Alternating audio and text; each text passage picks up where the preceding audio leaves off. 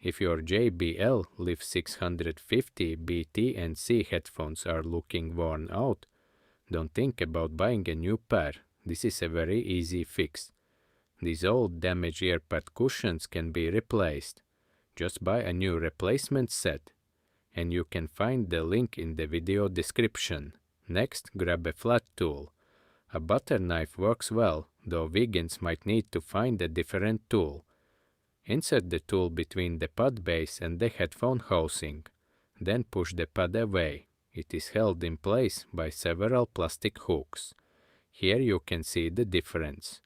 The old pads not only look bad, but they also negatively affect the sound quality. Check the headphone housing for the correct side letter.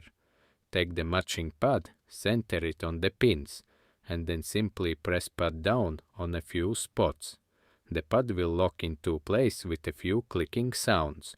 Do the exact same thing on the other side, making sure the pad seam is always facing downward. Amazing! In less than 5 minutes, you have restored your headphones and saved a pile of money. Good luck, and I'm always happy if you leave a like. Huge thanks!